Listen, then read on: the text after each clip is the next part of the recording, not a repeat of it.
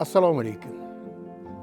Agar italyan shoiri Dante Alighieri ilohiy komediya nomi ostida o'zining mumtoz asarini yaratgan bo'lsa, boshqa bir yevropalik buyuk ijodkor fransuz adibi Honoré de Balzac o'zini 100 dan ortiq asarini bir turkumga jamlagan jamlanmasini nomini insoniy komediya deb nomladi. Ilohiy komediya, insoniy komediya. Balzacni bu mehnati, bu kashfiyoti, bu yaratig'i mana qariyb 200 yildan buyon butun odamzodni mulki sifatida ko'ngil, qalb, tafakkur, estetik mulki sifatida o'zini xizmatini qilyapti. Yana bir fransuz adibi 20-asrning yirik adibi André Malraux o'zini vatandoshi Honoré de Balzac ijodiga bag'ishlangan maqolalarning birida xususan shunday deydi. Balzac faqat 19-asrning eng yaxshi romannavislaridan birigina emas, u bugun ham romannavistlar ichida eng ulug'idir. Bu fikrga deyarli hamma qo'shiladi. Shubha yo'qki, Stendhal asarlarining uslubi zo'rroq va ularda yarqroq nafosat ko'p. Biroq Stendhal o'z personajlari yordamida faqat o'zinigina ichki dunyosini ochib beradi. Balzac esa butun bir olam yaratdi va bu olam bir vaqtni o'zida ham uning davriga, ham boshqa hamma davrlarga taalluqlidir. Flaubert, Bovary xonim, Ome, Frédéric Marot, Arnaud xonim, Beauvoir va Pécuchet kabi bir qancha umrboqiy obrazlarni berdi. Bu borada Balzacga yondashadigan bo'lsak, uni faqat shahar boshqarmasiga qiyos qilishdan boshqa iloj yo'q. Chunki u asarlarida 2000 ta erkak va ayolning portretini tasvirlab berdi. Balzacshunos olimlar uchun ularning bari kundalik turmushda o'zlari ro'bara keladigan odamlardan ko'ra jonliroqdir. Tasavvur qilyapsizmi? 2000 nafar qahramon portreti. Bu o'rinda Malraux ishlatgan portret so'zida faqatgina personajlarning tashqi ko'rinishi tafsilotlar emas, balki ularning har birigagina xos bo'lgan ichki olam, insoniy, betakror xarakter, sajya, til, uslub, taqdir va talqinlar nazarda tutilganini ham inobatga olishimiz lozim. Mana shu insoniy komediyaning yirik hal qiluvchi, garchi hajman uncha katta bo'lmasa-da, hal qiluvchi asarlardan bittasi biz bugun suhbatga mavzu qilib olganimiz Balzacning Gobsek degan qissasidir. Gobsek qissasi orqali Balzac hozirgina Malraux ta'kidlaganidek nafaqat o'z davri personajlari, o'z davri tiplari, o'z davri xarakterlarini, balki odamzod to ibtidodan intihoga qadar kutilmaydigan xarakterlar turkumini yaratdi. Ularni markaziga sudxo'r, go'yo tekinxo'r, go'yo zulmkor, go'yo tayyoriga ayyor obrazni markaziga qo'ydi. Lekin bu hali Gobsek shunchaki bor yo'g'i sudxo'r, bor yo'g'i tekinxo'r, bor yo'g'i zulmxo'r ekanligini mutlaqo anglatmaydi. Gobsekni dunyosi, Gobsekni tajassumi bizni nazarimizda ancha keng va ancha terandir. Adliyachi Dervil fikrlarini bir joyga jamlash uchun picha sukut saqladi. So'ng gap boshladi. Dastavval men sizga hikoyamda qatnashadigan bir odam to'g'risida so'zlab berishim kerak. Turgan gapki, siz uni tanishingiz mumkin emas. Gap bir sudxo'r haqida boradi. Mening so'zlarimdan siz u odamning afti basharasini ko'z oldingizga keltira olasizmi, yo'qmi, bilmayman. Lekin akademiyaning ijozati bilan uni mohir ruxsor deb atashga tayyorman. Zero ruxsorining oqish, sarg'ishligi zarhali ko'chgan kumush rangini eslatardi. Ko'zlari kichkina, sassiq ko'zannikidek sariq, qariyb kipriksiz, o'tkir yoriqqa tob berolmas, shu bois soyaboni katta, uringan kartus kiyib yurardi. Ba'zan uning domiga ilinganlar achchiqlanishar, qattiq qichqirishar, so'ng birdan oshxonada o'rdak so'ygandan keyin bo'ladigan sukunat cho'kardi. Kechga borib veksel odam oddiy odam bo'lib qolar, ko'ksidagi bir parcha temir inson yuragiga aylanar edi. Uning qarindosh heshlari yoki do'st yorlari bormidi? Boymidi u, kambag'almidi? Bu savollarga bironta odam javob bera olmasdi. Qissadan ma'lum bo'ladiki, sutxo'r chol Gobsek 89 yil yashab dunyoni tark etadi. Albattaki qissa o'zini hajmi, imkoniyatlari, yozuvchini maqsadi nuqtai nazardan kelib chiqib, Gobsek umrini poyonli paytlari, umrini oxirgi pallalaridan ko'proq hikoya qiladi. Hikoyachi advokat Dervil chunki Gobsekni ana shu yoshda uchratadi, ana shu yoshda o'zi uchun va o'quvchi uchun kashf qilib beradi. Lekin Gobsek onadan shunday tug'ilgan emas-ku. Gobsek shu paytga qadar ham, to 80 ga kirib, undan bu yog'iga yashagunga qadar ham nedir umr kechirgan-ku. Demoqchimizki, Koreya Gobsekning hikoyachi Dervilni hayratga soladigan qiliqlari, birortasi mutlaqo farishta bo'lmagan mijozlariga qiladigan muomala munosabati, ularga nisbatan shafqatsizligi shunchaki paydo bo'lib qolgan xarakter belgilari bo'lmay, Gobsekning shu paytga qadar boshidan kechirgan uncha odamni allaqachon hayotiga nuqta qo'yishi tayin bo'lgan shafqatsiz hayot voqealiklari hosilasidir. Zero Gobsek odamman deganlarning shunchalar ko'pini ko'rgan, ularning shu qadar ayanchli qiyofalariga duch kelganki, endi uni bu mavjudotga nisbatan yoshligidagidek his qilgan tuyg'ularini qayta tiklab ham, ular bilan Gobsekni aldab ham bo'lmaydi. Mana Gobsek taqdirining ayrim manzaralari. 10 yasharligida onasi uni kemaga yungalikka kiritib qo'ygan va shu bilan u gollandlarning sharqiy Hindistondagi mulklariga suzib ketgan, 20 yil bu yerlarda darbadar hayot kechirgan edi. Sarg'ish manglayidagi ajinlar, dahshatli sinovlarning, nogahoniy qo'rqinchli voqealarning, tasodifiy muvaffaqiyatlarning, jo'shqin kechinmalarning, beadad shodliklarning, och yurgan kunlarning, zavol topgan sevgining, boylikning, qashshoqlikning, yana boylik orttirishning, tahlikali xavf-xatarning, o'lim changalidan bir soniyalik fursat, balki shafqatsizlarcha qilingan harakatlar tufayli omon qolgan paytlarning izini saqlab turardi. U boyish maqsadida 1000 go'lahga kirib chiqqan, hatto dovruq solgan dafina, yovvoyilar qabilasi ko'mgan oltinni qidirib topish uchun Buenos Airesning chekka yerlarigacha borgan edi. Qo'shma Shtatlarning mustaqilligi uchun bo'lgan urushlarning barcha voqea hodisalarida u qatnashgan edi. Agar odamiylik, odamlar o'rtasidagi munosabatlarni o'z yo'lida din deb atalsa, Gobsekni dahriy deyish kerak edi.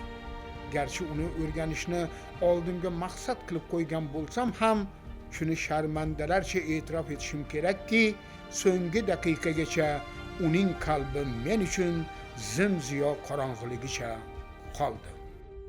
Aytganimizdek, Gobsek sutxo'r bo'lganda ham nihoyatda ayyor, o'zidan qarz so'rab kelganki odamni iloji boricha xonavayron qilib tashlaydigan, o'xshatish qiladigan bo'lsam, to'riga ilingan, nihoyatda pishiq to'qilgan to'riga ilingan pashshani bamayli xotir, shoshilmasdan, lazzatlanib, so'rib quritib tashlaydigan o'rgimchak singari hayot kechiruvchi, oldi sotdi qiluvchi, veksellarga imzo chektirib oluvchi va boshqa amallar qiluvchi Gobsek bir qaraganda bor yo'g'i shunday insondek tuyuladi. Agar yuzaki qaraydigan bo'lsak, uning bu harakatlarini ostidagi mantiqni, uning bu harakatlari ostidagi o'zi o'ylab topgan va o'zi to umrini oxiriga qadar amal qilgan haqiqatlarni anglamay qolish xavfi bor. Ana shu ma'noda u bor yo'g'i ochko'zmi? u bor yo'g'i yeb to'ymas xasis va ziqnami degan savollar siz bilan meni o'ylatishi kerak. Agar Balzacdan qariyb 100 yil keyin bitilgan Sadriddin Ayniyning mashhur o'tgan asrni 30-yillarda bitilgan Sudxo'rning o'limi qissasini qahramoni Qori Ishkamba haqida biz hozirga qadar aytgan ta'riflarni aytsak, balki yarashar. Dar haqiqat Qori Ishkamba bor yo'g'i ana shu sudxo'rligi, xasisligi, birovga bir tolim narsani ilinmasligi, faqat menga deydigan xarakteri bilan yashashga haqli albatta. Biroq agar Gobsekni ayniqsa o'zi ko'nglini yorib, o'zi dilini yorib aytadigani Dervilga bir qism aytadigani ko'ngil tarixini, uning yashash prinsiplarini, e'tiqod amalini Sudxo'rning o'limidagi Qori Ishkambaga solishtirsak, bu ikki obraz bir-biri bilan anchagina farq qilishini anglab yetamiz. Sadriddin Ayniyning maqsad muddaosi ham, asar yozilayotgan paytdagi sho'roviy siyosat buyurtmasi ham, oxir oqibat muallifning ijodkorlik imkoniyatlari ham shu doira, chegara bilan cheklanadi, undan nariyog'iga o'ta olmaydi ham. Biroq Balzacning Gobsegi Qori Ishkamba doirasidan nihoyatda keng ko'lamlarda, juda teran ruhiy dunyolar o'ramida harakat qiladigan, shunga yarasha o'z hayotiy e'tiqodiga, qat'iy xulosalariga, insoniy turmushning original falsafasiga ega nihoyatda og'irli qahramon tipidir. Agar Gobsek xatti-harakatlarini sinchkov kuzatsak sezamizki, u o'zini aldab avramoqchi bo'lgan, garchi o'zlarini nihoyatda ojizu shafqatlarga munosib kishi qiyofasida taqdim etayotganlariga qaramay, ichidan chirkin, axloqsiz, takasaltang, aksariyat mehnatsiz topilgan harom pullar evaziga tarallabedod hayot kechirishga o'rganib qolgan kimsalardan farq qilaroq halol va vijdonli advokat Dervil hamda xotini kasridan bevaqt o'lib ketish peshonasiga yozilgan Graf de Restoga o'zgacha odamiylik, chinakam saxovatpeshalik ko'rsatadi. Mana qissadagi buning ishoralari. Bir kuni Gobsekni uyimda mehmon qila turib, men undan xabaringiz yo'qmi, negadir janob Restodan hech darak yo'q deb so'radim. Bunga jiddiy sabablar bor deb javob berdi chol. Graf o'lim to'shagida yotibdi. Ko'ngli nozik odam. Bundaylar g'am-g'ussaga bardosh bera olmaydilar. G'am-g'ussa ularni go'rga tiqadi. Hayot murakkab, og'ir hunar. Unga o'rganish uchun tirishish kerak. Hayotni bilgan odam uning og'usini totiganida yuragining pay tolasi chiniqadi, pishiq bo'ladi. Bunga o'z ta'sirchanligini idora qilishiga imkon beradi. Asablar unda po'lat prujinadan qolishmaydi, qayriladi-yu sinmaydi. Men mehmonga qaradim va uning niyati nimaligini bilishga harakat qildim. Menga shuni tushuntirib bersangiz malol kelmasa, nima uchun hamma odamlar ishida menga-yu grafga hamdardlik ko'rsatdingiz? Chunki faqat sizlargina hech qanday nayrangsiz menga ishondingiz. Rus sho'ro adabiyotchisi Grib o'tgan asrning 30-yillari oxirida chiqarilgan Honore de Balzacning 20 tomlik tanlangan asarlar to'plamini 13-tomidan joy olgan Qishloqlik shifokor romanini muqaddimasiga qo'ygani katta maqolasida, maqolaning nomi Mirovozrение Balzaca, Balzac dunyoqarashi deb nomlangan maqolasida Balzac asarlarini biz aytganimiz insoniy komediyani umumlashtirib, tahlilga umumlashtirib xulosaga tortar ekan, aynan Gobsek qissasini kapitalistik dunyoqarash, kapitalistik hayot, kapitalistik amallarni eng haddiga yetgan namunasi sifatida tanishtirishga harakat qiladi. Sezayotgan bo'lsangiz kerak, yana ta'kidlayman, o'tgan asrning 30-yillarining oxirrog'i, yana ham to'g'rirog'i anig'i 39-yil.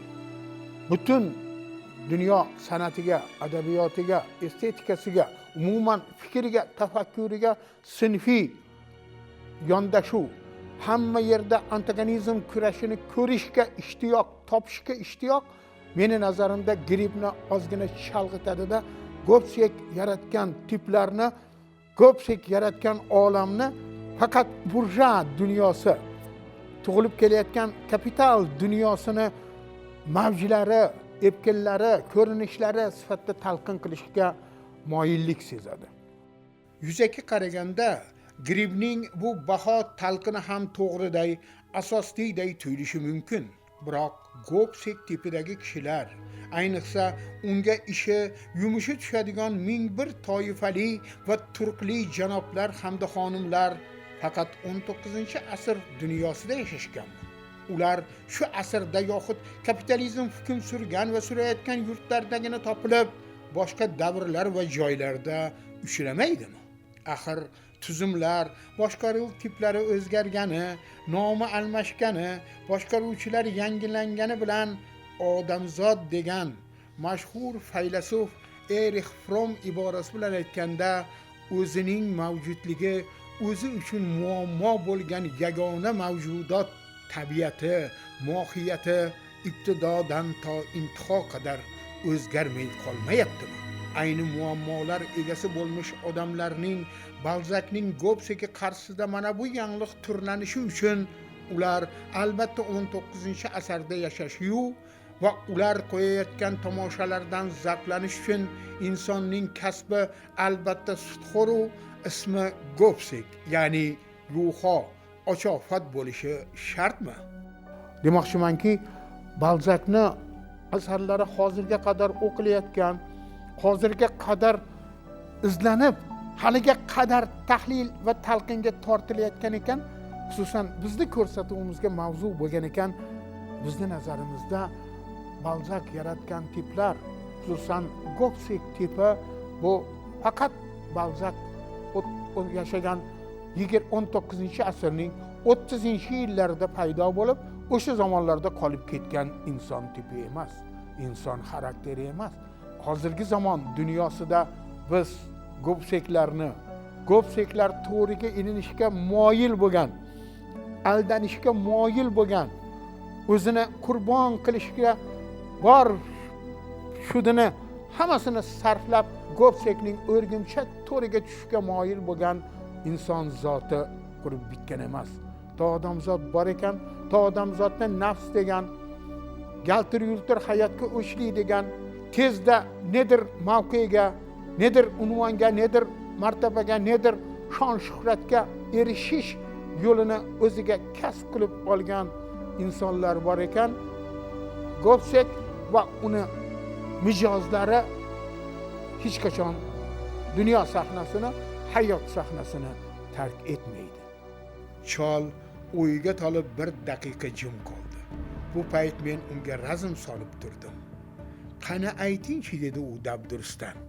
Mening ko'ngil ochishlarim nahotki yomon bo'lsa, nahotki inson qalbining eng nozik joyiga qo'l solish qiziq bo'lmasa, begona odamning hayoti ichiga kirib, uni bezaksiz, ro'y-rost ko'rish nahot diqqatga sazovor emas. Qanday manzarani ko'rmaysiz siz u yerda? Bitmas yara, tasallisiz g'am anduh, yanadeng ishqiy ehtiroslar, o'zini sena suviga otib dunyodan ko'z yumishga majbur etuvchi qashshoqlik, huzur halovat yo'lida egri qadam bosib jallod kundasiga bosh qo'yayotganlar, najotsizlik qahqahasi va dabdabali ziyofatlar ko'zga tashlanadi. Bugun fojia ko'rasan. Biron bir halol mehnatkash oila boshlig'i bola chaqasini boqolmay joniga qasd qiladi.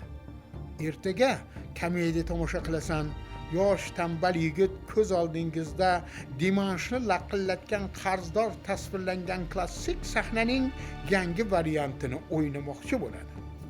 Xullas, bilib qo'ying, sizning barcha o'sha Mirabo, Vernu va boshqa voizlaringiz mening har kungi notiqlarim oldida ip esholmaydilar.